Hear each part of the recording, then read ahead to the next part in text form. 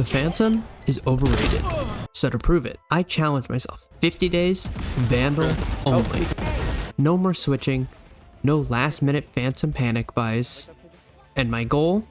To improve my aim, confidence, and finally climb past my peak rank of Diamond 1.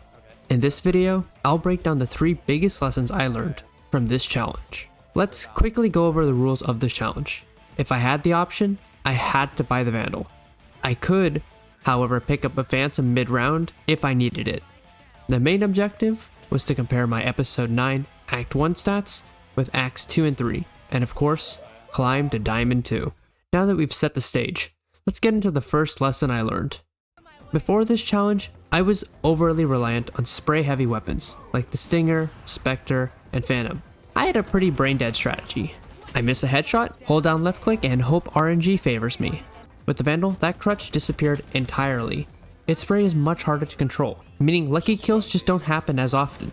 Every bullet has to count, and this forced me to rethink how I approach gunfights. I had to develop what's known as calm aim, where you take deliberate, calculated shots instead of panic firing your entire mag. It became about asking myself, do I shoot this guy once, twice, or readjust my aim first? Should I flick to the next target or reposition my crosshair? The more I practiced, the more precise my aim became. Over time, my headshot percentage overall increased by 6%, with some games hitting insane headshot percentages, such as 60% or higher. This shift in mindset even affected my off-round decisions, where instead of leaning on spray-friendly guns during bonuses or saves, I started picking weapons that rewarded accuracy instead, like the Sheriff, Bulldog, or Guardian. Slowly but surely, I stopped craving random sprays and started trusting my aim. But before all this improvement, I did hit some major roadblocks. Let me take you back to when this challenge almost broke me. I'll be honest, it took me a long time to get comfortable with just using the Vandal. Those first 2 weeks, painful. The adjustment period was brutal. I was so used to the Phantom's forgiving spray patterns and forgiving rate of fire that switching to the Vandal felt like I was constantly fighting the gun itself. My aim felt off, my timing was off, and I lost a lot of games. I remember getting hard stuck in plat, tethering on the edge of despair, with sub 1 KDs and my teammates flaming me. I questioned if this entire experiment is worth it. There were moments I was tempted to just go back to the Phantom and call it a day. But here's the thing. The frustration of losing forced me to dig deeper. Instead of blaming the gun, I started identifying what I was doing wrong. Rushing shots, spamming bullets, and poor movement, and began fixing those flaws. It wasn't easy, but as I stuck with it, everything started to click. That slow upward grind out of plat finally began, and by the later weeks of the challenge, I was climbing steadily through Diamond. It taught me that improvement hurts at first, but persistence really does pay off, especially when I started focusing on one of my biggest flaws. Now here's the thing, movement is important no matter which gun you're using. But when you're using the Vandal, strafing isn't just helpful, it is critical. Why, you may be asking? Well, the Vandal is unforgiving when it comes to running gun. Unlike the Phantom, where you may just land that lucky spray mid-sprint, the Vandal requires you to stop moving to hit your shots accurately. If you don't master proper strafing and counter strafing, you're dead in most gunfights. Here's what made the difference for me. Early on, my strafing was terrible. I'd go left, right, like an NPC. Easy to predict, easy to shoot.